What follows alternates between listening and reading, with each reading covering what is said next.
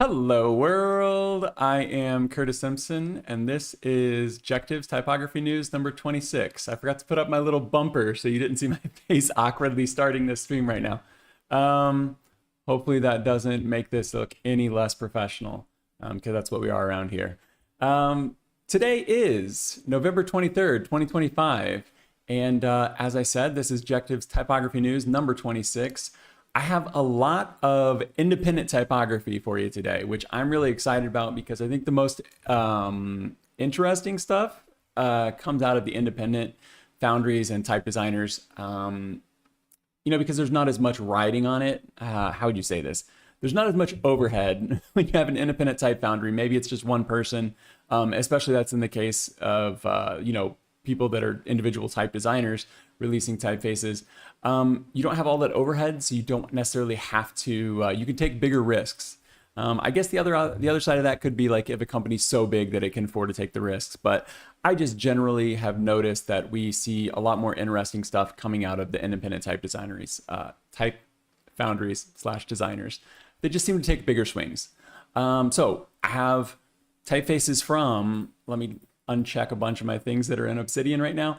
I have typefaces from July Type, Skritur, James Plattner, Los Andes, which is also Latino type, Brutal Types, Emily Sneddon, and Google Sans Flex released to the public. So that's cool as well. And then I have some typography, how would you even say this? Some design tools that released, like Blender came out this week, the new Blender 5.0. Got two Cooper Union events that I'm going to talk about. One that was last week, one that's coming in the future. And then just some general industry talk to go over, because on the news, we're talking about things that are breaking. This is stuff that happens, week by week, and we're looking at the new typefaces every single week. We're looking at industry news every week. And when this is the only thing that you consume, which I'm sure that it's not, but this is generally like my focus is like, what's new, what's new, what's new. It can be easy to miss the forest for the trees. So it's important to sometimes step back and look at what things are like trending, or at least what other people are talking about trending. We'll get into all that at the end of this. One note before we get started, I did, I wanted to make a couple of corrections, and then just in the future, I think I'm going to start putting like a pinned comment at the bottom of the video. Once I add the chapters, I'll just add a pinned comment with corrections, because every single week I misspeak about something. It's definitely not intentional, but I might say like Type Designers Club instead of Type Directors Club, and then 2 seconds later I'm saying it the right way. I know that can be confusing sometimes, so I'm just going to put little, corrections in there. My corrections for this week are going to be Neolit. Had nothing to do with literature. Last week we talked about Neolit from Narrowtype. 90% sure. Let me double check on who this was, because I don't want to get it wrong. Neolit from Narrowtype. Yeah. So I talked to the designer of that typeface, and he told me that it's actually Neolithic. So Neolit came from Neolithic, nothing to do with literature, which makes sense because it's the Stone Age, and the typeface was talking about like this polished stone metaphor. So really cool, really nice typeface. Check that out if you missed it last week. And then the second thing, not so much correction as it is just closing this ongoing story that was going on. And that was that Tiro Typeworks, they're now selling the typefaces that they had made for Microsoft. We found that out, I don't know, 4 or 5 weeks ago. And then last week, Calibri was going to start being available from Lucas Fonts. So Calibri was going to start being available for sale from Lucas Fonts, which was originally created for Microsoft. I speculated, and I commented this is speculation. I noted that like maybe there's a bigger trend going on. I know there's only 2 data points, but like maybe this is something that's happening. Microsoft does a lot of weird stuff. But they did get back to me and they said, no, this is just like, this is just coincidence that we did this at the same time. It's something that they'd had in the works for quite a while. And it just now came through. So no trend there for now. But yeah, no like planned release of Microsoft fonts to the foundries or anything like that. But I did get note, I guess this is a tiny little scoop. There are more weights of Calibri coming from Lucas Fonts. So if you're a big fan of Calibri and you want to buy the license directly from the foundry, you'll be able to get more weights than were ever available through Microsoft. That's going to be, you know, not in the near future, but something down the line. But definitely coming. Got that from a type engineer at Lucas Fonts. Not going to say the name because I'm not sure if they were supposed to tell me or not. But yeah, let's get into some news. The first news, let me switch my screen here. I'm feeling a little rusty. It's only been 1 week, but I'm feeling a little rusty. Screen cap, here we go. I am going to leave my face there for now, but like usual, if it gets in the way, we'll turn it off. Not incredibly type related, but kind of type related. Blender 5.0 released. So I'm not going to spend a bunch of time on this, but Blender 5.0 did release. This is my favorite 3D software. Granted, I'm not a 3D professional. I'm a professional graphic designer. So whenever I wanted to start learning 3D, I don't know, 10 years ago, or whenever it was that like people started talking about VR and AR, and I was like, oh man, I should really learn how to design in 3D because this is going to be important.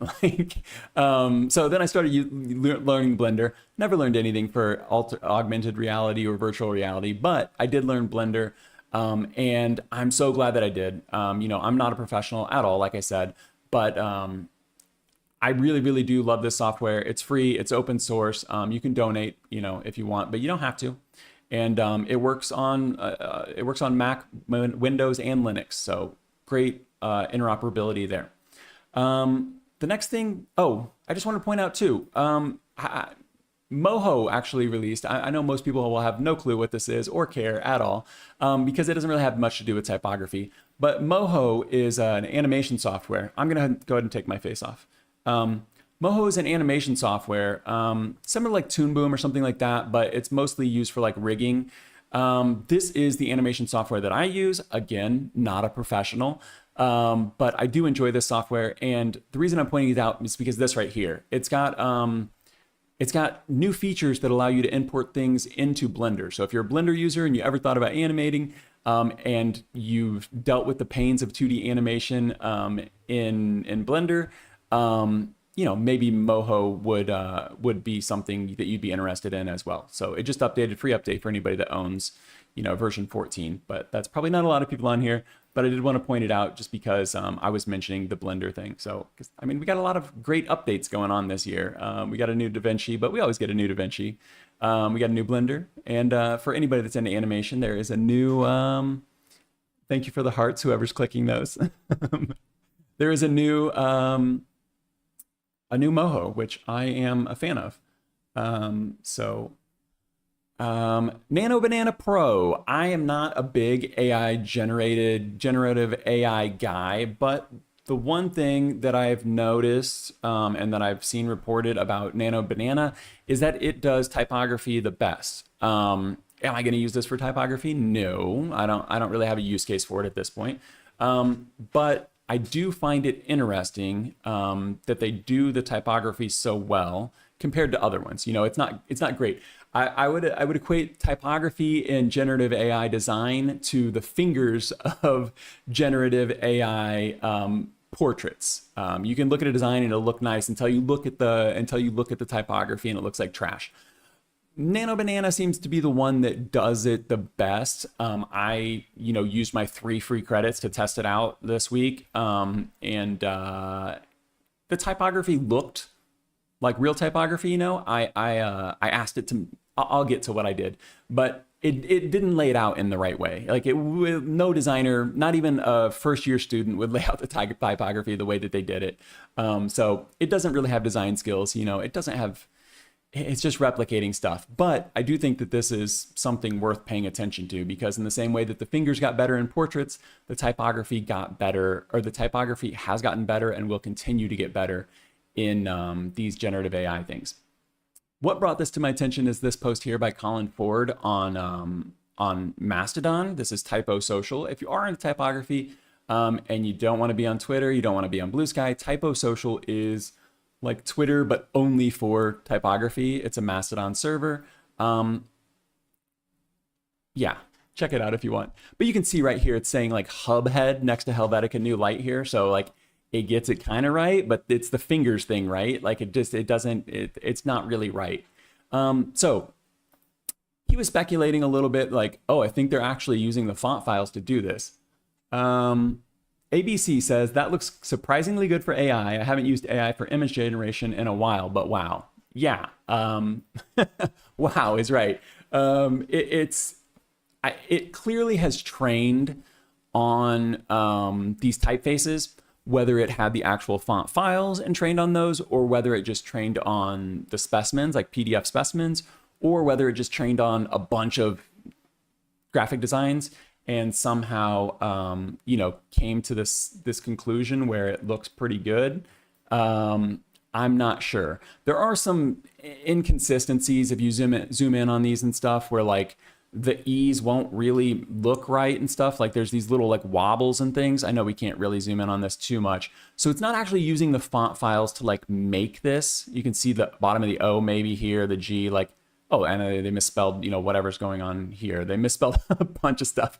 But, placeholder text a lot of times is not real text anyway. So obviously this is a mess. But the point is, this is really Bodoni bold. This is really Bodoni regular. This is really Garamond. This is really Helvetica. This is really Futura. Like these are accurate enough to where like clearly it was trained on these, which is an interesting thing. I think the best way that, the eventual way that you would hope to see this go would be like, and people say bad things about Spotify, but just like streaming music in general, like we're not pirating music anymore, right? We're, we pay for the music and we get it legally now. I think the best way to do this would like somehow create deals with the foundries, be able to just type in like, write this in Helvetica New Bold, and then use the actual file, get good typography, and then make it editable. I still just like don't have a use case for this personally, but like if you're gonna do it, the people that made these typefaces should be getting paid for it. Some of these are out of copyright, so that's not a huge deal. But you can see even more of them right here. A lot of these are typefaces that are real typefaces. It looks like that might be like Snell Roundhound. I think that's like one of the letter error typewriter fonts. This 8-bit pixel, there are a bunch of those, but it could be like low res or something like that by Immigré. We've all seen typefaces like this. And of course, AI doesn't get this from nowhere. It's scraping all of the typefaces that exist and then spitting them back out. And in this case, not even creating like a new version. It's just like a 1-for-1. Boom, here's Helvetica. Boom, here's Futura. So I don't think that they're actually using the font files to make these, but they clearly trained on the typography very intensely. ABC says, using the font files would make sense because I don't know how else they'd get the letter forms that clean. Yeah, I know. They really, really are clean. I don't know if they've just trained on them that well or if, I don't know. Yeah, it's speculation on my part that they're not using it. But it's crazy, and we'll find out eventually. There will be some lawsuits, I'm sure. And there's speculation from professional type designers and stuff like that on here. We get Clem type and letter error and stuff right here. So I'm not sure what's going to come of this, but I do think it's one of those things to just kind of pay attention to. Next up, let's talk about these Cooper Union events that are going on. So this one was last week. I'll just let this kind of play in the background, make sure my face isn't blocking anything still. Oh my God, what the? I pay for YouTube Premium. I say this every time. So I'm not used to having ads on here. This is my Objectives account, which doesn't have premium. So whenever I see an ad, it's very jarring to me. So this that's playing in the background right now is Cooper Union's Small Performances. This live streamed on Monday. We talked about it last week. It was supposed to be about Baskerville.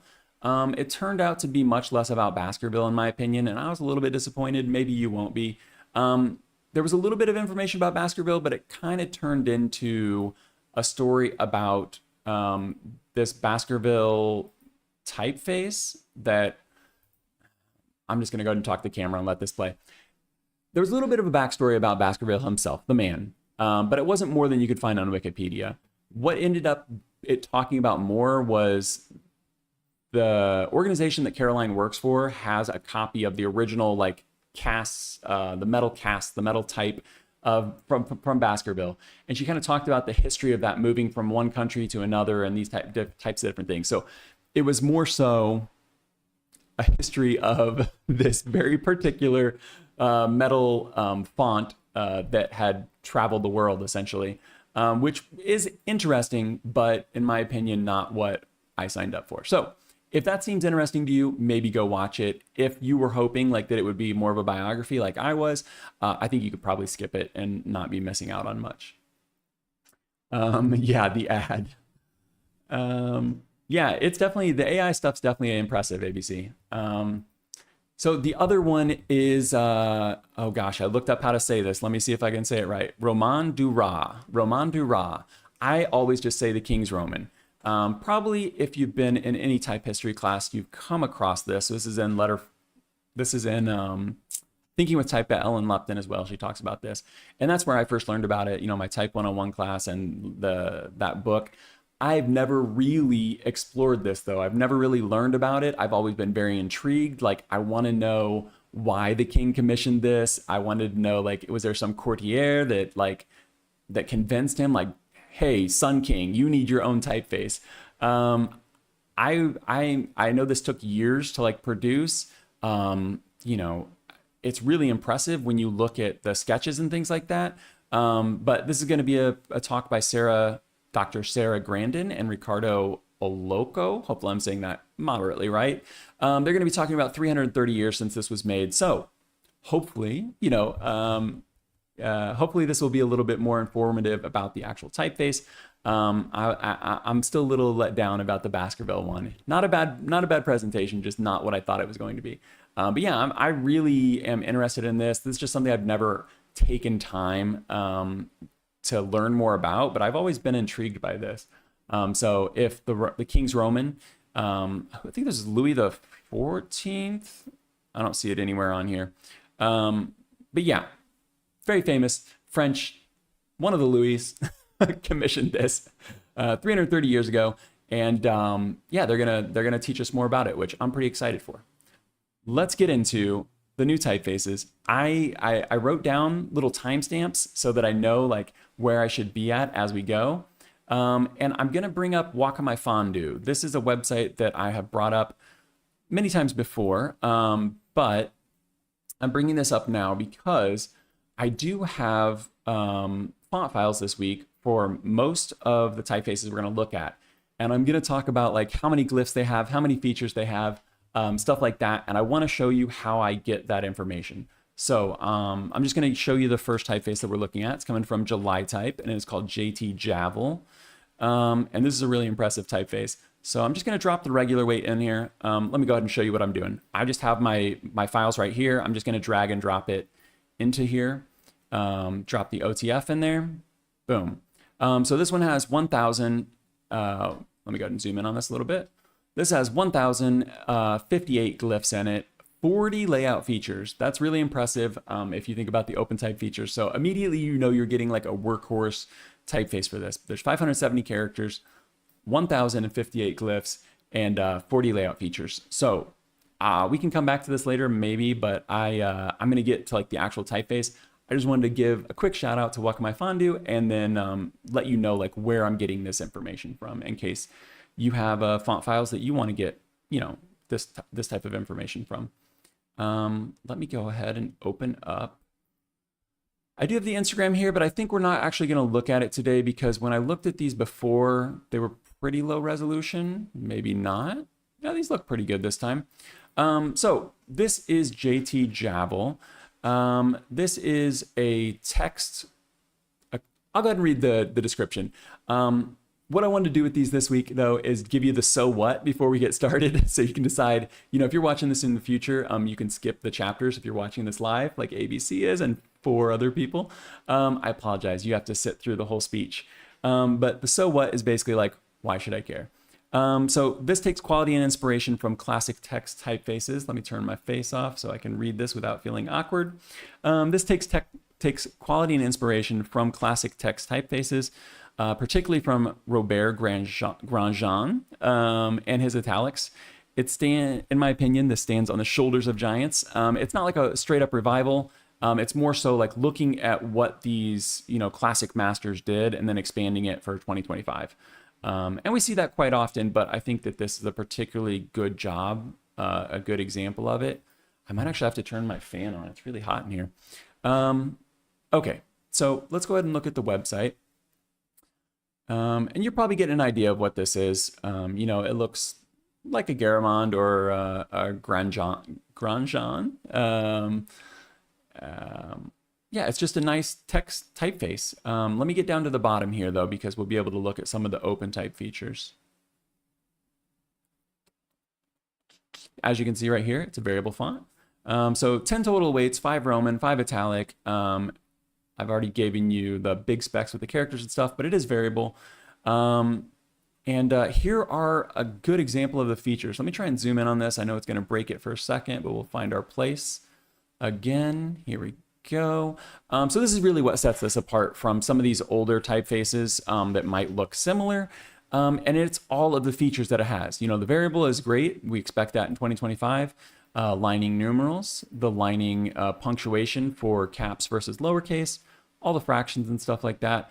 But then we get into a lot of stylistic stuff. So we've got these long Q versus the shorter Q. I'm sorry, maybe we can zoom in even a little bit more on this. I do have this in Affinity, and I'm going to pull it up in a second. But I don't know that I have the version with all these features. I'll have to check for you in a second. So we've got the different Ks, 4 different ampersands for you. Oh no, 3 different ampersands for you. 2 different versions there. They've got these Ys that have the curving arms on them. I find that kind of interesting. I'm not sure that I would use them other than maybe like a title or something. It'd have to be really period specific.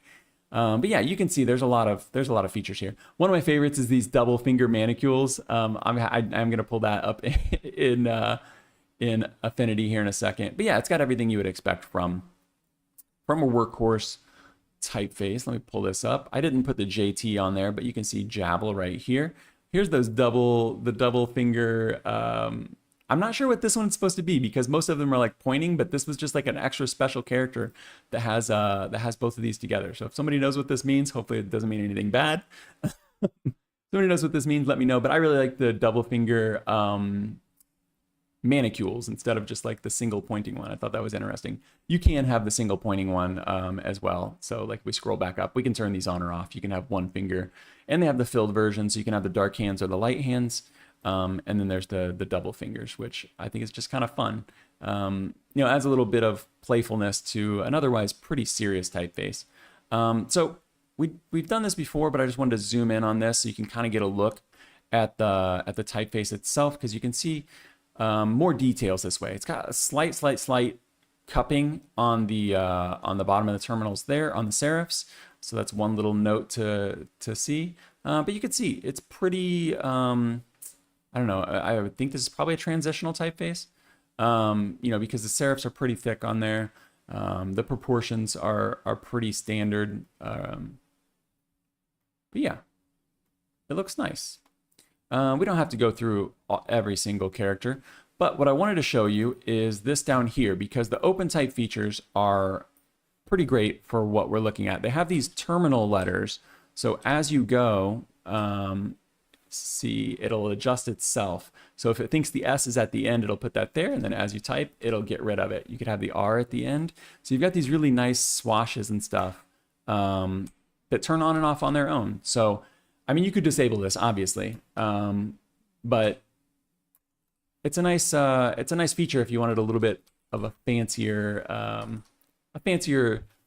typesetting. Obviously, you wouldn't do this for body copy or anything like that, but I think that it's nice to have some of these types of features. So let's go back to the pricing, and we'll pull up the license. Probably gonna have to take this back to full size. Oh, I'm not being able to click on that. Maybe it's the ad blocker or something. Nope, there we go. Oh, okay, it's just an anchor. So, not the worst, not the best license. The pricing I think is fair. So this is $450 for the family, €450 for the family. That's going to give you 10 weights. It's got the variables, the variable typefaces. My version that I have is not variable, so I'm not able to test that out for you. I'm assuming there's a different version for there's a different version for a different variable font for the italic versus the Roman. I guess I could have showed you all the weights here real quick. It looks pretty nice. It's got true italics, as they would say. You can see it goes from a single story A to a two-story A when we're flipping back and forth. It's not just a slanted or oblique like you sometimes get with sans serifs, like you oftentimes get with sans serifs. So you're gonna have two different separate files for that. And then you have the variable, which I think, so you could get just the variable typeface for $380, or you can get the full family for $450. But the only thing that I'd point out here is to be aware that you are gonna have to pay separately for video and social. I appreciate that this doesn't cost like twice as much. You know, it's like a couple extra hundred. So it's not an extra $450 on top of that, but you do have to pay for logo or word mark if you want to do that. And then you're adding, you know, $1,000 to it or 1,000 euros to it. So don't love that, but you know, it is what it is. They can charge what they want, I guess. And if you think that it's fair, you can pay for it. So I think this is a really, really big typeface that has a lot of great features to it. And I think that it could take the place of a lot of these classics and, you know, with the features that it has, be more or less a drop-in replacement that would fit in 2025. And then it has little fun things like those two-finger manicules. I don't know how often people use those, but it's still kind of fun. The next one that I'm going to pull up is also a text typeface. It is from Skritur. We talked about them before, I think on one of like the very first episodes of this. They had a font right here called Principio. Really unique typeface. But yeah, talked about that. Gosh, that looks like it was back in January. So that was back before I think I was doing actually Typography News. I think I was just doing like 8 brand new fonts. Wasn't talking about much else. And I was mostly just reading, you know, the marketing on those. Come a long way since then, guys. So they do have these fun little illustrations. It looks by, let me get the shout out here for you. I'm not sure. We'll just go with Michelle. I'm not sure. This person right here did these illustrations. I think, again, similar to the last one, text typeface can feel pretty boring sometimes. So I do like they put this effort into the specimens to make it a little bit more playful.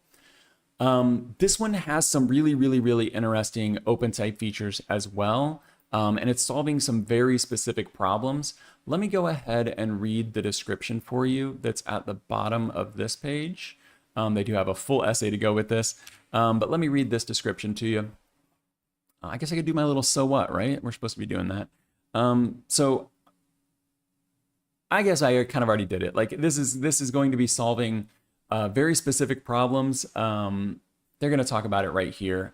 So I'm not going to waste your time. Let me get zoomed in on this 200% real quick. Okay. So I'm going to read the English, but they do have this in 3 different languages for you. Bilzig. I looked how to say this up. This is Breton, so I'm not sure. Bilzig or Bilzig or Bilzik. Let's call it Bilzig because we're talking Skritur. Bilzig. We'll call it that. I'll probably say it every different way, so then I'm never actually right. Bilzig was born out of a research project by Jean Salieu, hope I'm saying that kind of right, focusing on the role of typography in the preservation and promotion of Brittonic languages. So this is the important part. The aim is to offer users a font that meets the linguistic needs of Breton, as well as Gallo, Welsh, French, and all European languages, and to improve reading comfort for long text. Bilzig incorporates the consonant changes of the Breton language and takes into account contemporary issues of inclusive writing for French and Breton. This is another really important part. So I think that this essay here that they've written called the Crystal Cider Bowl is very good at kind of explaining what went into this, why the typeface exists. I'm not going to read this to you in full, obviously. But it is a play on the Crystal Goblet by Beatrice Ward, if you're familiar with that.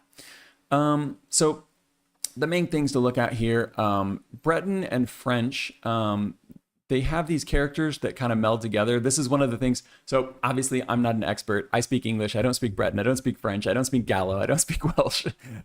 So if I say something wrong, I apologize. This is linked in the description though, so you can read this on your own and get 100% accurate information. But you can see there are some ligatures and stuff here that we might not be used to in a lot of Latin typography. This is somewhat being solved by Skritur. This is somewhat being solved, in general in the countries. But I find that this is a really interesting problem-solving way to do this. Gosh, how would you say? I like a purposeful font. I like a font that's built for a purpose, and that's what this one is. So they're solving these problems where they're wanting to include Breton and French and all these different languages.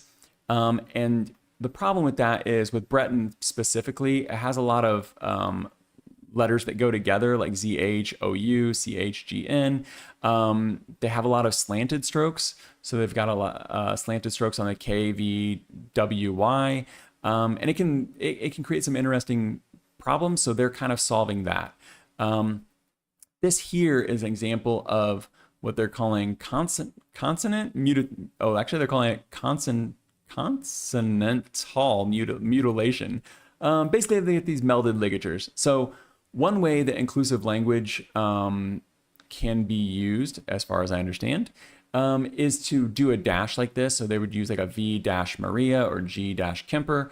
Probably not pronouncing that right, but instead they're doing like this lowercase v into the M or this lowercase g into the K, which looks very strange, but I'm sure could be useful if you were used to this kind of setup. And I do think that it looks much more eloquent than these top ones here. These top ones look very scientific. They look very, I don't know, almost mathematical or something, I guess, with the little hyphen there. But yeah, so they're trying to solve these problems. They're also trying to solve, some of the Celtic problems here without trying to create, to include uncials and some of these Gallic Gallo characters without being cliche and without doing, silly things that other people are doing. So let me scroll down a little bit here. These are some of the solutions that other people have had in the past. They are trying to be accurate to the past and include a lot of these symbols that are not typically included in standard Latin typefaces. So you can see the K's with the slashes through them. So these are not characters that I see in the fonts that we look at every single week. And while I don't fully understand what's going on here, I do appreciate the effort that has gone into the preservation of these, historic typefaces, as well as trying to be inclusive with the language, of modern times. Unfortunately, I did ask for a full version of this to test out, as I talked about last week. I'm going to start asking type foundries and type designers to be able to use review copies of the fonts. And I did ask them for a review copy of Bilzig, and they gave me a link, but unfortunately this is still the trial version, because when I drop this into Wakamai Fondue, I can see that it only has 541 characters, and it doesn't have any of the open type features that we just looked at. So I can show you the typeface in general. It's very nice, very interesting. It's got these, look at the top of this A. The serifs on this are 2 different sizes. That's pretty wild. And then it's got the kind of like the bowed crossbar on there. There are some really unique characters in here. The E is pretty heavy, or pretty long on the bottom. That's not completely uncommon. But look at this G. It's almost like, I don't know, something from nature.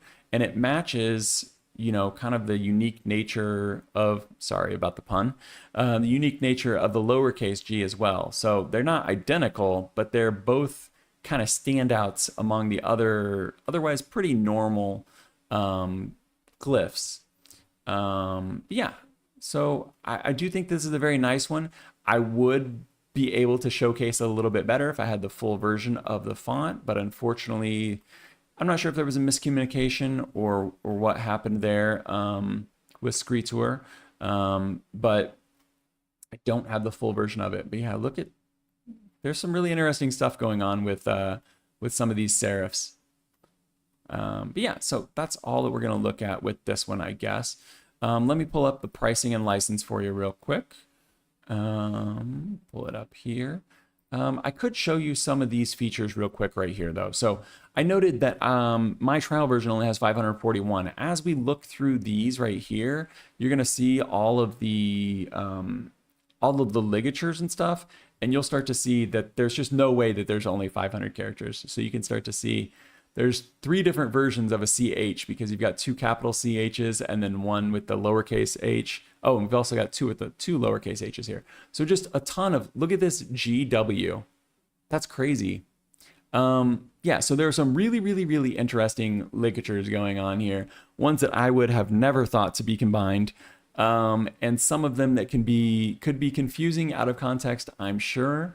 But I can't even imagine the amount of effort that went into creating all of these. And they all feel very cohesive. I'd imagine if we took these and typed them out in a headline or something like that, or even in some body copy for some of the characters, they wouldn't feel out of place. They wouldn't cause pause for someone that was familiar with this type of, these types of linguistics, or for lack of a better word. I'm not sure if that's the best word for it. But you can see there are some really, really interesting ones here. This looks like 2 N's connected together, I guess. It says Latin small letter N. But this clearly an NX. Anyway, let's not waste too much more time on this. Let's go up to the purchase price here. Because this one does have a good license and it does have a good purchase. So, say for ourselves. So you do the full family for 190 euros, and that's it. You could do also just the variables if you want for 150 euros, but you get everything in the license. That's it.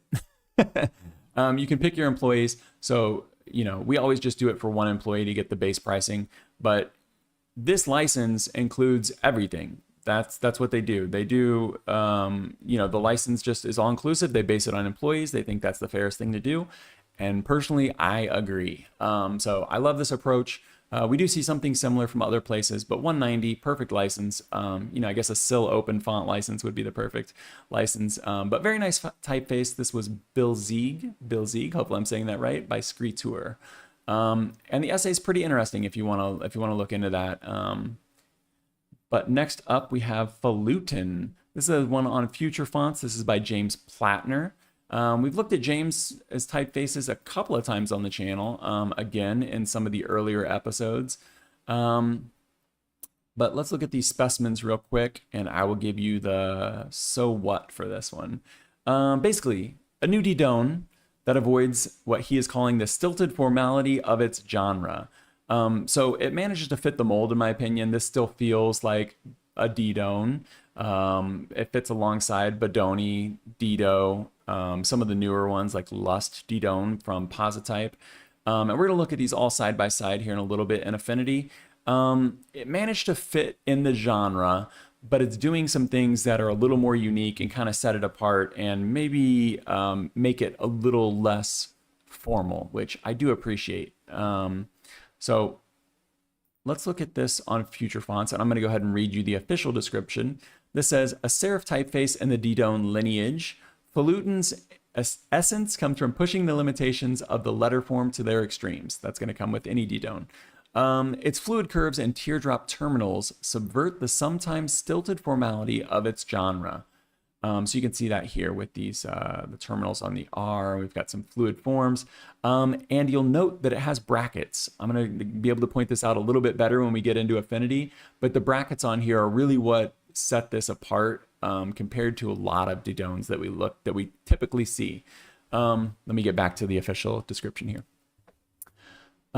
Its fluid curves and teardrop terminals subvert the sometimes stilted formality of its genre, introducing a sense of enthusiastic experimentation colored by the spirit of tradition. At its core, Falutin is a love letter to iconic fat-faced designs like Pistoli Roman and Bengiat Montage. I guess I should have pulled those up instead of Dido and Bodoni. I apologize. The not-so-secret ingredient is contrast, and lots of it. Vast, thick strokes and pencil-thin crossbars and serifs, a union that will never expire. Yeah, this has stood the test of time as a classification of type that, is still very popular, especially with, luxury branded, you know, fashion, stuff like that. It really has stood the test of time. So let's pull this up in Affinity. While we're here, let's just go ahead and hit up the license and stuff like that right now. This is on Future Fonts, so you're going to get an incredible license on here. They've got the little green dots here. Sometimes you don't get the app with it, but with James's Falutin right here, you're going to get all three. You're going to get desktop, web, and app for $45. Right now, this only has 3 styles, but if we scroll down a little bit, he's already got a roadmap here that's going to finish with 42 fonts and a variable font. So presumably you'll end up with just one massive variable font that can do a ton of stuff, but actually you'll probably end up with 2 variable fonts, maybe, because I would expect that the italic and the Roman won't necessarily blend that well together. So you can see everything that he's planning here. He's got swashes, diacritics, italics, all kinds of good stuff. Everything you expect from, you know, a D&AD that you could actually use. But I think it's already in a good starting place. So that's the roadmap for what you're going to be getting eventually. If you don't know Future Fonts, I say this every time, so I apologize for those of you who are regular viewers. Future Fonts has fonts that are works in progress, essentially. They're beta versions of the font, but they are typically very usable at the point where they're released to the website. So there is a quality standard to these. You buy it now for the $45, and then you get all of the updates for free. So you could buy this now for $45, get the 3 weights. As this roadmap goes along, as he gets to version 2, 3, 4, 5, and this ends up having 42 fonts and a variable version of it, this price will go up. So basically the thing is, like, you can invest now, help him fund the project, and then you will, you know, you'll get the benefits of that. I do need to point out here, James was kind enough to give me provide me with a review version of the font. I can't use it for anything commercial or personal, but it does help me to better demonstrate this to you. So this was provided by the Foundry. Let me go ahead and give you a quick close-up of this, of the smaller letters, but just look at this TI right here real quick. This is not a ligature. This is just how well the typeface is designed, that it just automatically curves into that. And you know, D&ADs are very rational typefaces. They're going to have a lot of repeating elements. So it's not like that's incredibly difficult to do, because you're a lot of times aligning things in the same point, but it's still very impressive visually. But let's go ahead and get a look at this. The first thing I said that we should look at are these bracketed serifs, because typically, let me go ahead and skip ahead a little bit. Typically, what we would get is something like this. So this is D&AD up here. You would just get these super thin serifs combined with the really thick vertical strokes. Get the same thing from Bedoni. We're going to come back to these in a second. And even a brand new one here from Positype, not brand new, 2012, updated again in 2020. Positype's Lust D&AD has the same thing. But when we come down to Falutin, you're getting some brackets. So I find that interesting because it really does fit the genre, fit the classification, but at the same time, it's kind of making these, kind of breaking the mold with these little details. Look at this F right here. Look at the F and the E. That's crazy. So this is the other thing I wanted to point out. Sometimes there are very, very wide, like this, very, very, not necessarily wide, very long brackets that are on these. So here's the M right here. Let's go back down to D&AD real quick. I know we're kind of sliding back and forth. Or no, this is Bauer Bedoni. Let me go ahead and give you an M here. Oops, that's a curve. I'm just trying to type capital M. What is going on? Oh, I'm hitting Control M instead of. So, oh, we got a little bit of serif on, or a little bit of bracket on there, huh? Okay, so we've got a little bit of a bracket on this one here to make that, you know, not just completely disappear. But compare this tiny little bracket on Bedoni to this very long bracket on the M. So you get some really, really unique negative shapes going on when you combine some of these letters together. So I'm not going to show you every single character, but I do think that the brackets really set this apart. And then there are just, you know, some different things that he's doing that really do make it less, I don't know, less sterile, less rational. You know, it's kind of pushing against what the classification is, but I think that it still firmly fits in that Didone category. A couple of different ampersands here. And we do have different weights. Let me go ahead and show you the 3 different weights that are available right now, so I don't forget. So right now there's title semi-bold, title bold, and title ultra. So these are the 3 different weights that you're getting right now. Not incredibly, you know, not like a giant difference between these. I guess between semi-bold and ultra, there's a pretty big difference. But you know, we're not getting anything super extreme out of this like we should expect with the 42 at the end.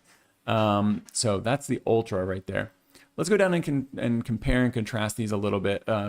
These are in order of release. Dido came first, then we've got Bodoni. Technically Baskerville came first. You know, that's what these were all inspired by. Daryl, nice to see you. This says bottom of the G stem is odd. Let's take a look at it. Bottom of the G stem. So this little beard here that they added in.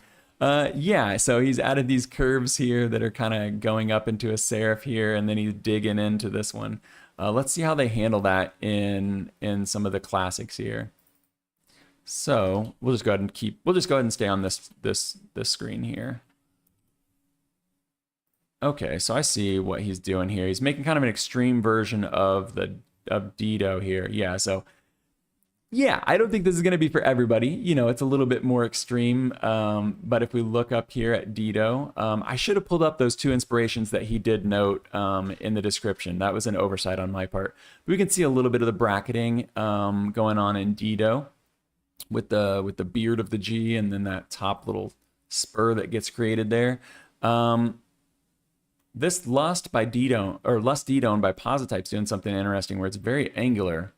That feels very appropriate for the classification. Yeah, that's kind of interesting too. But yeah, so you can see he's kind of going to the extreme in a classification that's already doing the extremes. But yeah, probably not for everyone. Not for Daryl, it sounds like. But instead of doing that, let's just hit undo on these. I just wanted to point out a couple of other details real quick. So as I said, these the serifs, you know, as we typically think of it, the prototype is probably Dido, right? Super thin, no brackets or minimal brackets. I think we saw one on the M, right? No, this one doesn't. So Bodoni had the bracket on the M. Dido's just got the straight bar. Basically no brackets, except we saw some on the G, so I shouldn't say that.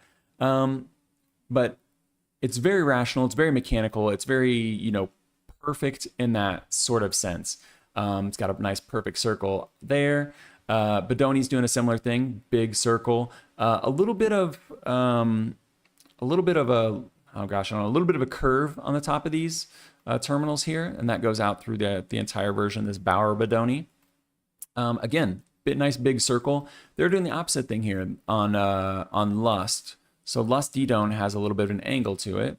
But then we get down here, and this is a little bit more humanist. This dot on the eye is the only one out of these that doesn't look, you know, to the eye. It doesn't look optically perfect as a circle. Those others might not actually be, but this one's very clearly not.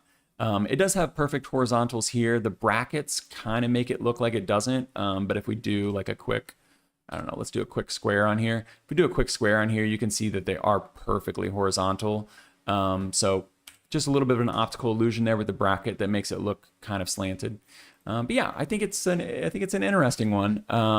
And I do think it fits into the genre. But when you get into those brackets, maybe it's starting to do a little bit of its own thing. But yeah, I think it'll be interesting to see how this one develops. Like I said, $45.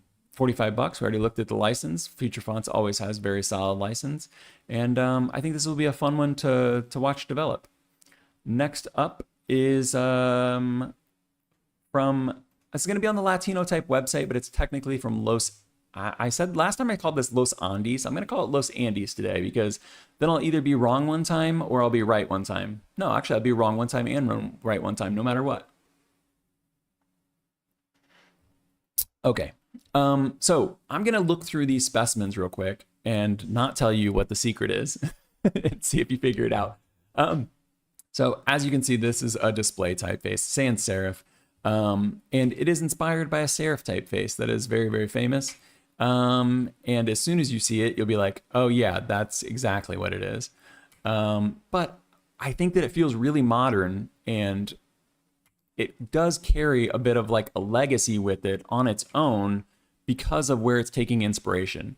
So I think that this can kind of do two different things at once. It can feel very modern and be a drop-in replacement for, you know, this particular typeface that it would be replacing.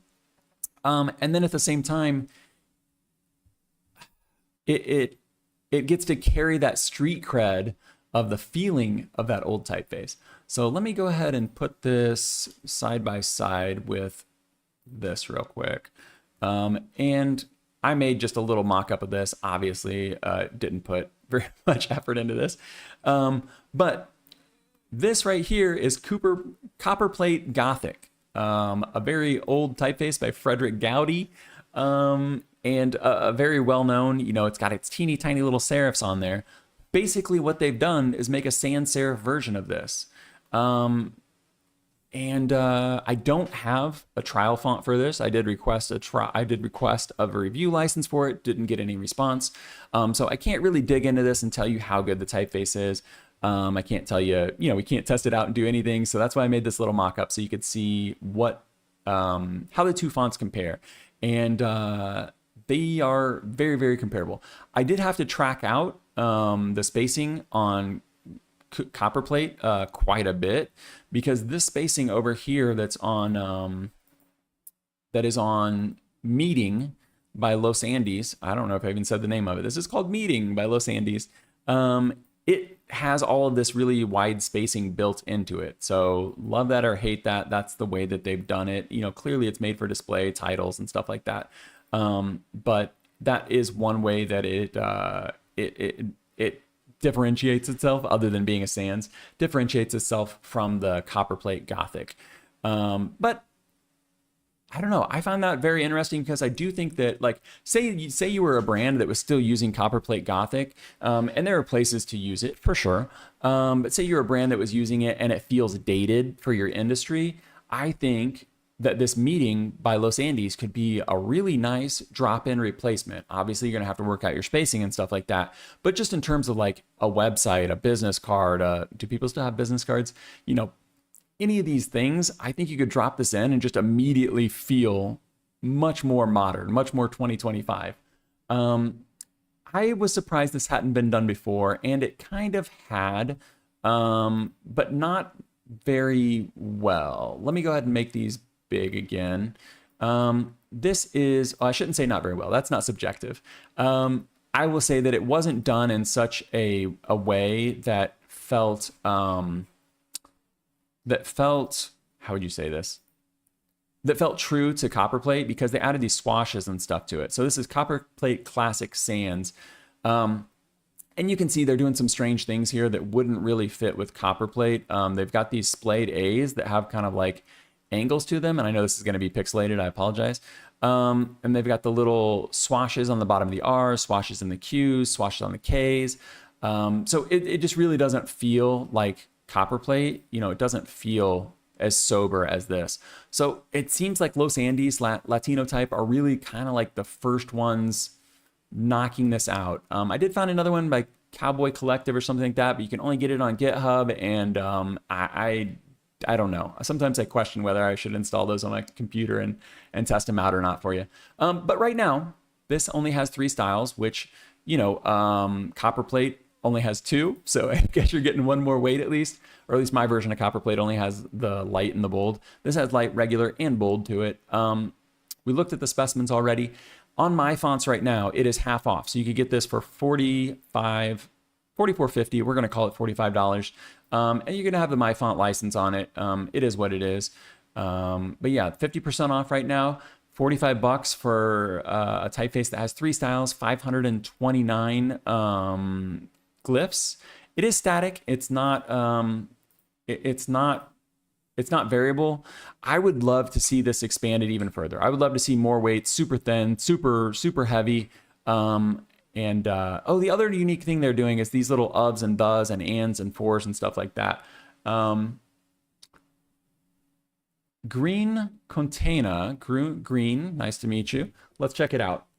Mice van der Rose. I apologize. I am not familiar with this person, so I'm going to check this out for the very first time. But this is the benefit of live streaming. Is this it right here? Oh, okay. Yeah, a little bit, huh? Good call. Yeah, so they're kind of doing their own thing with this one. Oh yeah, the things inside the queue almost remind me of that other version. Yeah, that's nice. I'm gonna have to save that for later.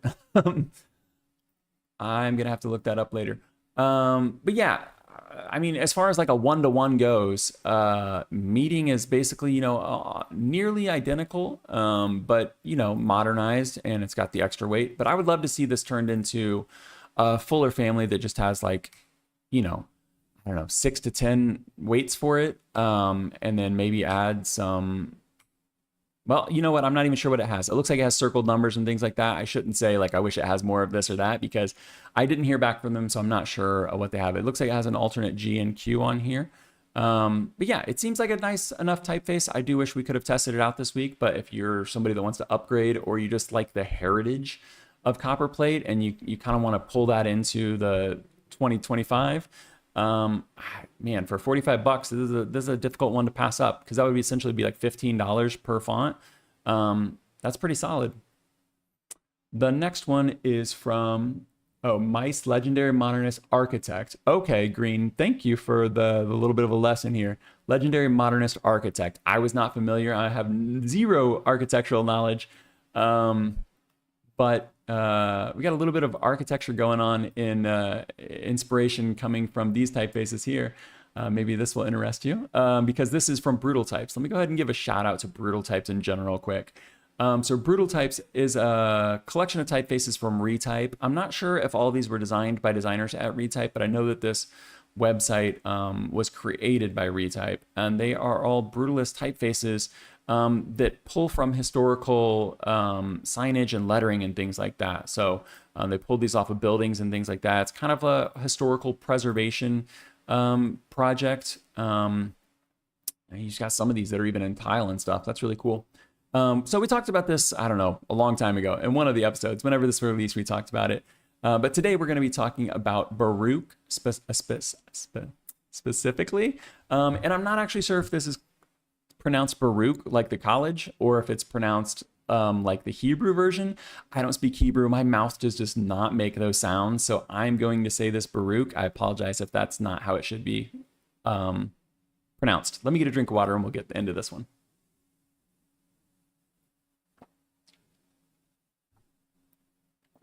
So, let me give you the so what real quick. Basically, a different flavor of geometric sans serif. It's brutalist, inspired by this 1930s Dutch lettering, and historically, it's doing some historical preservation there. So, if any of that matters to you, that's what's going on here. I think really like the alternative sort of geometric sans serif is really why somebody might be interested in this. Unless you're doing kind of a period piece, because this is very accurate in terms of that. So these are the inspirations here, these little specimens that are listed, and I'm going to pull one of these up in Affinity and show you this side by side, this one right here actually. But all of the fonts that I've come across on Brutal fonts, or Brutal Types, I apologize, are $50. So you just pay $50 for desktop, $50 for web. The license is super simple to understand. The one thing that I would point out is the custom one here. So this custom one could be a red flag for some people, because I'm not sure what that all includes. We've got the typical like desktop, web, apps, EPUB. Those all are things we've seen. But then you've got global branding, server, theatrical, broadcast and streaming, operating system, games, OEM, digital advertising, retail, web builders, full corporate. My interaction with Ramiro Espinosa from Retype was very positive. So I'm not sure. I think that probably if you reached out, like it would be easy to get that figured out. But if you're somebody like me that doesn't like to do those things, I just like to know what the price is going to be up front. I just like to know, I like to be able to say, okay, I want this on desktop for one user, $50. Okay, or 50 euros. So if you're like me and you don't like to mess with those things, that could be kind of a deterrent, but I don't think you're going to be using this on a server and things like that anyway. Let's pull this up in Affinity so we can get a better look at it, because I do think looking at this compared to the source material is very telling. But this is right here, Baruch. Let's go ahead and look at these letters because it's really quick to do so. These are clearly very geometric. You can see basically circles and rectangles, right? Futura is very geometric, but it doesn't feel like this. We've seen, the Bauhaus, the new typography, the universal typeface, I think they call it, something like that. They were messing around with geometric shapes as well, but look at this G. There's actually an alternative for this C. Let me tab out. Oops. Let me tab out of this real quick so we can get the side here. There's actually an alternative for this C. Get to my typography tab. Boom. So you can get this C that's a little bit closer to the G as well. I'm not sure what other characters have alternates, but I do know that one definitely does. The K is the real standout that tells you this is a brutalist typeface, because man, subjectively that is an ugly K, but we do see that in a lot of brutalist typography. So not my cup of tea, but it definitely places it within a certain category. I put the little registered trademark here because I wanted to point out that this is not just a copy of that R here. They've redrawn that and made it a little bit squatter. Numbers look as you would expect with this type of geometric thing. And then they do have the C here. You can't use like an alternate for this as far as I'm sure, no. So the default copyright is that more brutalist version of it. Let's look at this compared to the source material. Let me check it. Comments real quick. Evie, nice to see you. Evie says, are you going to be reviewing more type books in the future? There's a new type pop-up book that came out that might pique your interest called Alphabet in Motion. Evie, I did see that book. I forget her name now, but we talked about it last week, I think maybe at the end or maybe at the beginning, I'm not sure.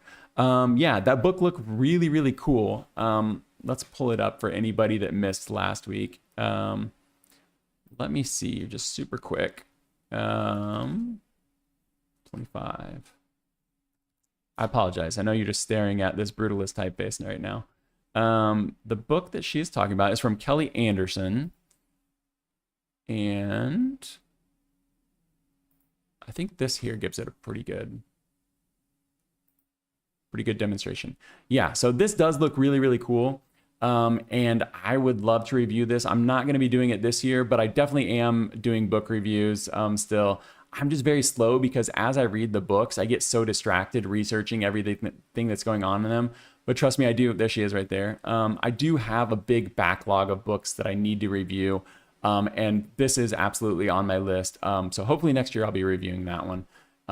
Hopefully sooner than later. I could definitely see myself putting it in front of some of the others because I know that it's it's making its rounds on social media and stuff right now. I know that it's people are really interested in it. So I'm sure it would be great for the channel,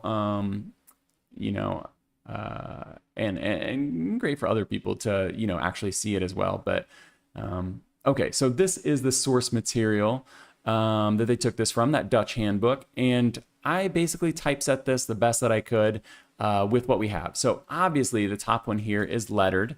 And you can tell that because as it goes down, these letters get progressively less condensed and they get a little bit squatter. I mean, look at these O's. They are essentially like sideways versions, like they flip these O's 90 degrees. And then also they're changing some of the letters. So the G here is different from the G here. And that is, one of the big benefits of lettering. You've got the half circle C here, but then you've got like a C with a little bit of an extension on it there. But we do see that K there, so the K is accurate. Basically, what Ramiro Espinosa from Brutal Types here has done is come up with a single version and kind of standardize all of this, which I think is appropriate for typography. It would be cool to see, if he did a kind of expanded version of this that maybe matched some of these other lines. I could see that being really interesting, some wider characters. But it's a title typeface. It's going to do its job. And I think that in terms of like preserving the spirit of the original, it's doing a good job. Just 247 characters on this one, 11 open type features. You could purchase from the Foundry. Forgot to say, this one here was also provided by the Foundry. I reached out to Brutal Types and asked them if I could have a version of this to test out, review license. Let me show you what it looks like if you don't have the review license, because they're going to be missing characters. So this is why I specifically reached out and asked, because there is a trial version, but you're not going to be able to see E's and 3's and stuff like that. So that's why it's important for me, at least, to be able to reach out to these places and request for a review license for the typefaces. So they were kind enough to provide that to the channel to do this review and this news. Yeah, I guess that's all for this one here. Yeah, like I said, this one's $50. $50, 240 characters. This isn't going to be everything for everyone, but in terms of like an alternative geometric sans serif, and then something that's kind of preserving this history. And like I said, if this isn't your cup of tea, there are a ton of other ones on here that are, that brutalist vein. I know they started out with 50 on this in this collection, and they've been expanding it ever since then. Oh, look, Evie. They've been expanding this ever since. And I don't know, there's some really cool ones on here.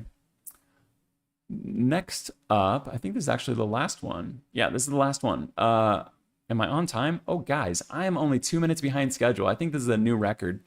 So this one is from Emily Sneddon, and this is her first typeface ever, and man, is it a doozy.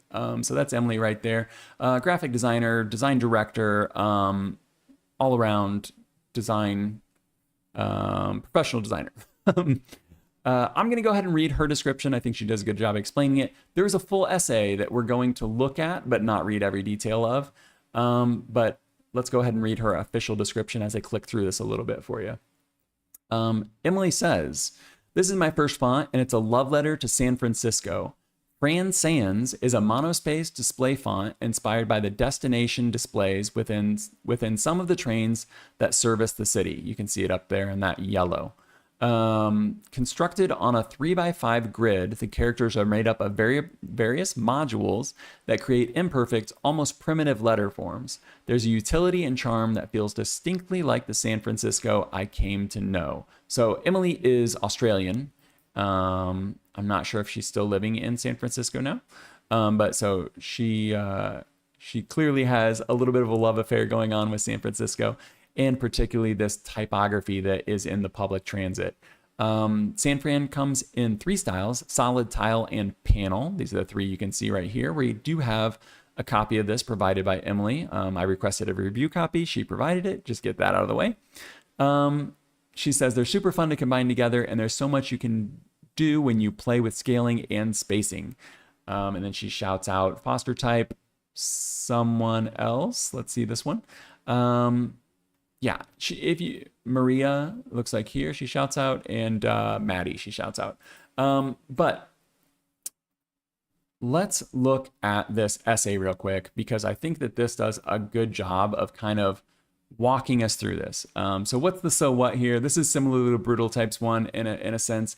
It's a historical preservation, but I love a good backstory. And I love a purpose-built font. Those are my 2 favorite things, and this is both in one. So I am clearly very subjective when it comes to covering this one, but I'm going to try to be as objective as possible in terms of like the facts that are going on here. So this is an essay that she wrote. This was published November 6th. I actually just caught a news story in the San Francisco Chronicle this week that was talking about this, interviewed her. So that's how this came on my radar. The font is not, there's not like a marketplace you can buy this on right now. You email her, and then you can figure out how to purchase it from her. But so you can see a little bit of it on the light rail there. And there it is again. So she's talking about how this caught her eye, and she ended up visiting the San Francisco Municipal Transport Agency. Man, look at that wild highlighting that's built into this website. San Francisco Municipal Transport Agency. And she went there and found these the technicians and stuff that showed her that you can put in like a 3-digit code and it swaps to the destination. So I thought that was really interesting. They're not like going in and typing these out. They've got them pre-made, and then you put in the 3 digits and it goes, it sets it for whatever destination it should be at. So that's pretty interesting. And then she tracked down the original design firm and the engineer that made this. And this was made by an engineer. This was not made by a type designer. And some of the coolest stuff comes from, some of the coolest typography solutions do come from non-type designers.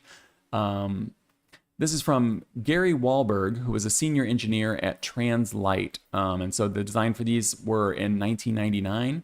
Looks like a 4-inch LCD panel on here, and you can see how the grid was made. I think her grid has actually turned out to be a little bit less complicated. But the interesting thing about this is that the characters for the original were made on like an as-needed basis. So the original didn't even have a Q or an X because and then obviously it didn't have punctuation and stuff like a normal typeface was. So it didn't even have a Q or an X to like reference because they just never needed it for any of the destinations, which I think is really interesting and really funny that they didn't just make it from the outset. So here's some of the sketches and process and things like that. Like I said, we're going to pull this up in Affinity.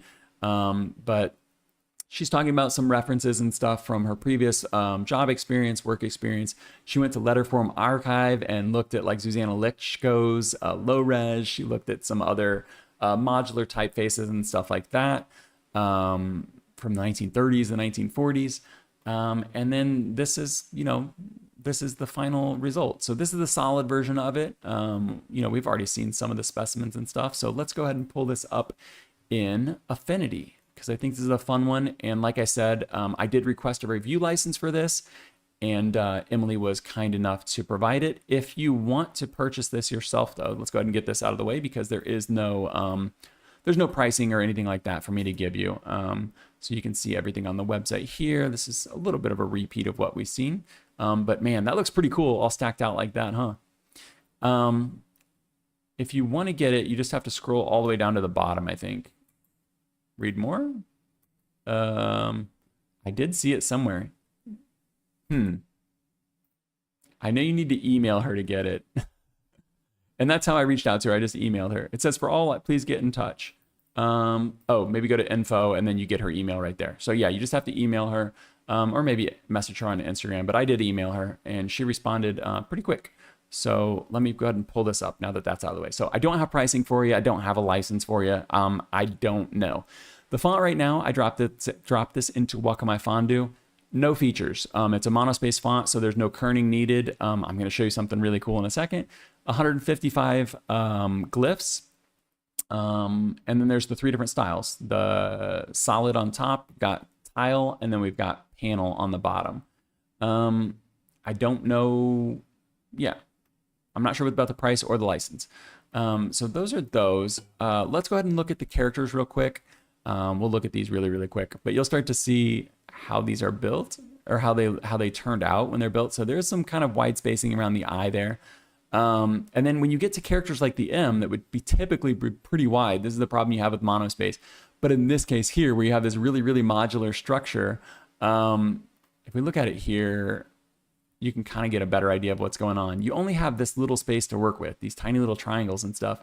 So you end up getting a very tight M, but in context of when you're on the bus or something, there's only so many names for destinations, so it's not quite as important in that context. So I think that's a good lesson in terms of legibility and stuff like that. Like, it doesn't have to be perfect depending on the scenario. If you're going to a certain street or a certain bus stop, there's only so many destinations you could possibly go to. So if you can't quite read the M, it might look like an H or something. It's not the end of the world. Obviously, this is turned into a font now, so she's done her best to make it accurate, but also, legible. But I think the main goal with this for her was to preserve this heritage because preserve this piece of San Francisco, because this is actually being removed in 2025. So she noted that only some places or some light transits have this, and they're all being removed, for LED screens, typically, like little monitors, basically.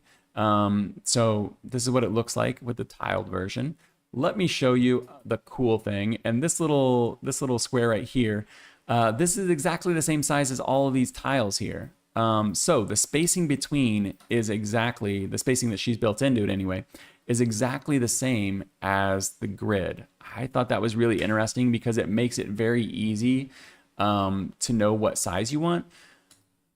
I played around with this a little bit. Let me show you one thing that you might find difficult, and that is the tiled version. If you, I have this locked. Let me check my layers real quick. Unlock this. The tiled version, if you think you're going to drop it on there like that, you're not, because it's see-through. So that can be good and bad. Let me pull this over. Let me pull this over here. So it's see-through. So that could be good or bad. Basically, you have to treat this like a layered font. If you want something like I've written here where I wrote subscribe, you would have to put one font under the other. And then, I put this gray box around it so we can just see like the difference between these. But I think you could do some really, really cool stuff with this. I would love to see her expand this into a color font, because then you wouldn't have to do these like 2015 layering the fonts together. But as she said, you could combine these to where you weren't just using, one font at a time. You could be swapping these out with the tiled and the panel, and really playing around with this quite a bit more. And then you get something that could be really, really playful. And I know that there are some, like, I'm not sure. You'd have to do it manually. There might be some way to write a script or something like that to do that for you at random. But I think you could really play around with that.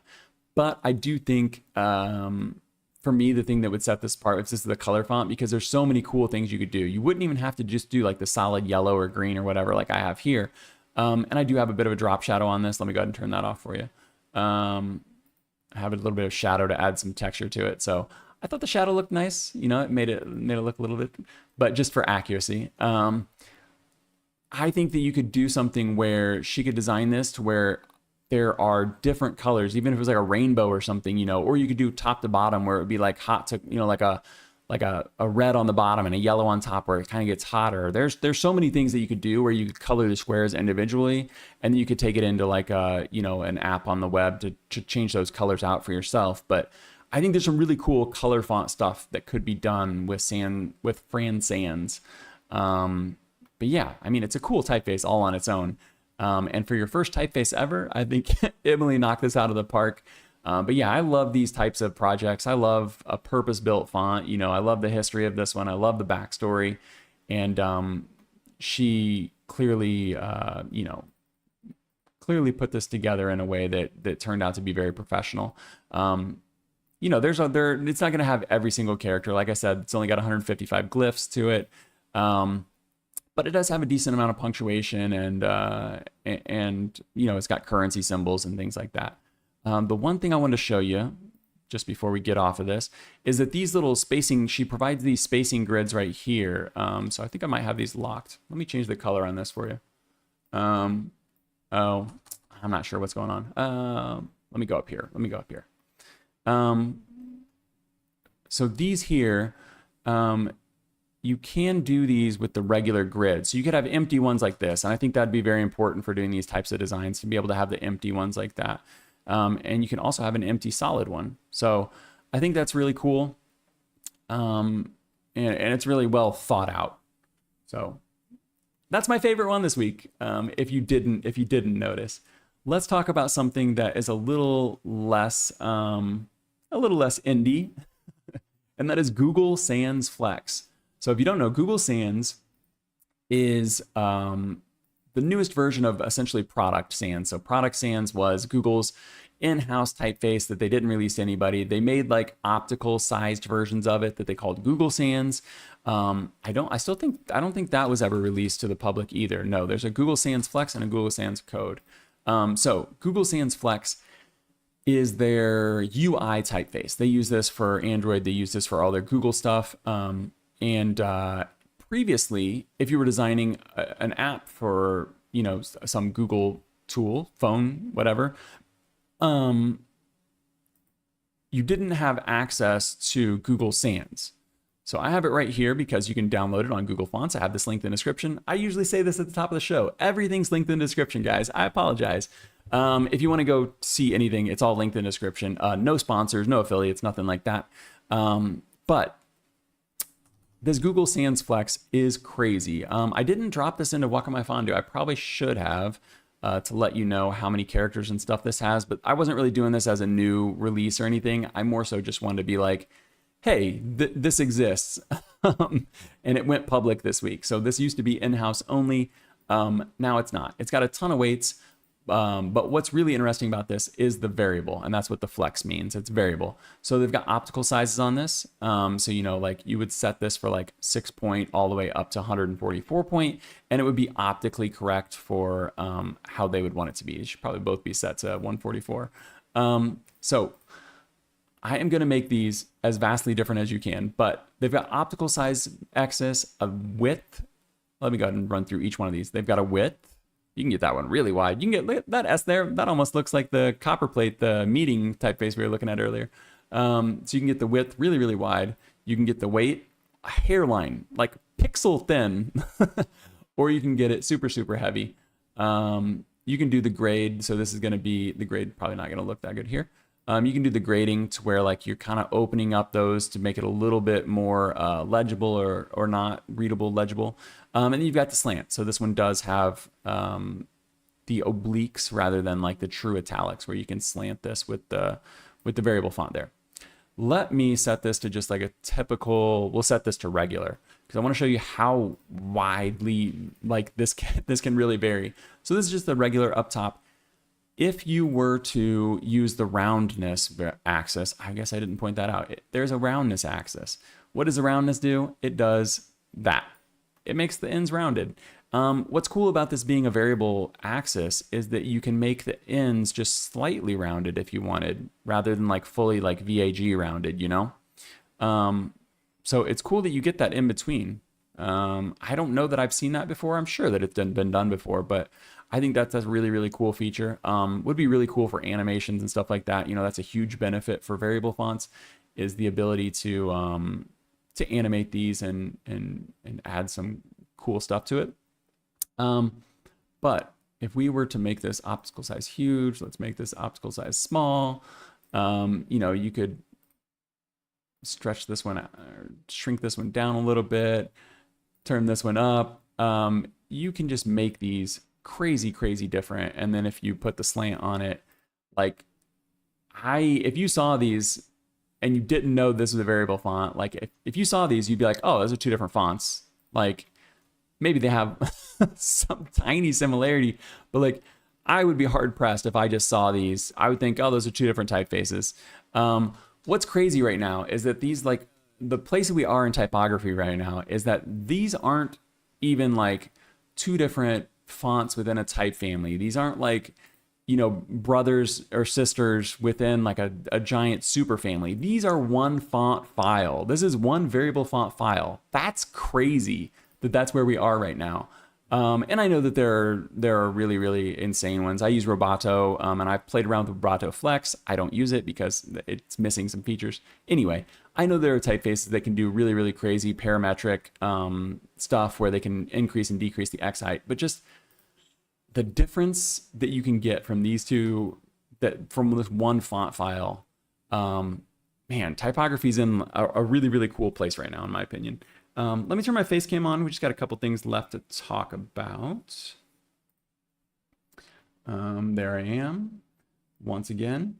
I just have a couple of like industry things I wanted to talk about. I'm gonna go ahead and open all these at once. I guess I could have waited to turn my face on. We got a couple more Google fonts in this first one, but not actually by Google this time around. Actually, I want to pull up this one too. I saw this article on Creative Bloq, and I'll be honest, I don't put a ton of weight in a lot of creative block articles because they're typically like this, where it's just like a few data points from like Twitter or something like that, and then they make an article out of it. But like I said at the top of the show, sometimes I can get lost. Like I fail to see the forest for the trees because I kind of get lost in all the details of this like new typeface, and I can sometimes miss the trends. Serifs don't seem like a big thing to me in terms of like, yeah, they're around. But they are saying, serifs are back in fashion, and particularly these two typefaces, France's and instrument serif. If you don't know, instrument serif was used whenever Trump rebranded the White House. So I think that's why there's a little bit of backlash and why people are like a little bit annoyed about this typeface, because anything that he does is going to inherently be loved or hated by people, unless you're, rational and just look at this as the typeface. But the other is France's right here, and I think France is the more interesting of the two. Side note, I did have actually, and I interviewed Rodrigo right here when I first started the channel, because I first started the channel right when Trump took office and they changed the White House, and I was like, oh, I'm gonna do this story about like the new typeface and do all the historical White House typefaces. I didn't end up doing it because I kind of didn't want my first videos to be this really political undertoned thing. But I don't have a problem with these typefaces. Apparently some people on the internet do. But I just think in general, there's this sentiment that serif typefaces, serif fonts are back. I think they've been back for a little bit, but it is interesting to see people making the statement like they are back, because the more times we see people saying this, the more the trend probably can hold water. So something to have on the radar, I guess, in terms of like if you're working with clients and stuff like that and they're still hesitant to use serifs, because at this point there are sometimes the sans serifs can start to look a little bit dated. What I wanted to point out though is this France's website. They've got this little mini site here, and I only have a few minutes left, but I think this is really cool and worth the time to look at, because you could probably see some of the inspirations here, but it's pretty cool. And I think that of the two, this is the one that I find the most interesting, but neither one is a bad typeface. I'm not one of those people that say there are no bad typefaces, but I'm also someone that can find a use case for most typefaces. We look at some pretty unique use cases today alone. So I think that this is a fun one, and when you click, it adds more stickers. So, you can do that. But yeah, the last thing I wanted to point out was this post by D&AD, and it's I guess kind of a manifesto that they had uncommon. Let me get the uncommon part right, because I always just say uncommon creative studio. They had them do for them, and I'm just gonna go ahead and let this play in the background. They made this video basically saying like it wasn't AI that killed creativity, it wasn't social media, it wasn't the algorithm. It was all these people that are just sitting around talking about the doom and gloom of like AI killing creativity. Like it's all the people that are complaining and not making shit. Like just go make stuff, guys. Like that's what they're saying. And D&AD, is it D&AD? Yeah, because I always say D&AD. D&AD, I'm not like the biggest fan of award show or awards and the award magazines and stuff like that. I don't put a bunch of weight in those, but I do think the sentiment here is on point. And yeah, I think that this is something that people need, because I know the internet is generally just like more people, the loudest voices are the ones complaining and stuff like that. Daryl, I see your comment. I know that most people on the internet that are complaining might not necessarily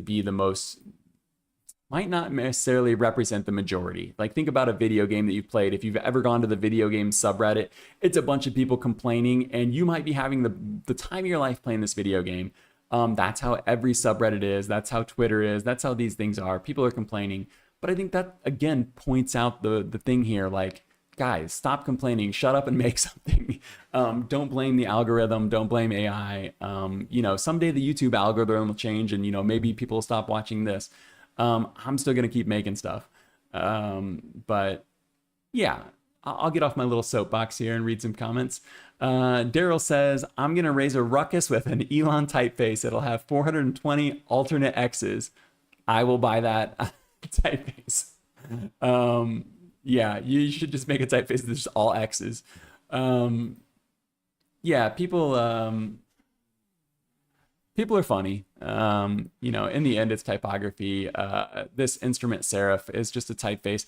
The funny thing is the instrument serif was made for Instrument. If you don't know, Instrument, the studio instrument, if I can spell it, Instrument. I don't know. We'll just say agency and see if we can find it. Here it is right here. They actually quit using the typeface, but Instrument Sans and Instrument Serif. Oh no, that's it right there. No, they did. I don't know. No, that's it right there. Instrument Sans and Instrument Serif was made for this foundry, and they're actually a very progressive foundry. You know, they've done a lot of stuff that would not align with the White House. So it's funny that they chose this, but the reason they chose it is because it's an open font. You know, it's a Google font. They can get it for free without paying for it. Should they pay for it? I don't know. You're using taxpayer money. It's just a typeface, guys. So that's it. I hope that this was somewhat amusing or educational. Hopefully I wasn't too subjective. Hopefully I pointed out all the typefaces that were provided for review. Some of those I did have review licenses to showcase to you. That's the first episode I've ever done this. And it was very, very useful, very helpful. You know, just being able to play around with them and see everything you can do with a typeface makes a world of a difference. You could probably see the ones that I could pull up in Affinity versus the ones we just had to look at specimens. It's night and day. So Daryl says, great show. See you next week. I appreciate it. See you next week. See everyone else next week as well. Yeah, we'll be back for a week. We'll be back for episode number 27 next week. And I do have a book review on the way. I'm putting it together right now. So I will see you guys soon. I'll see you guys next week.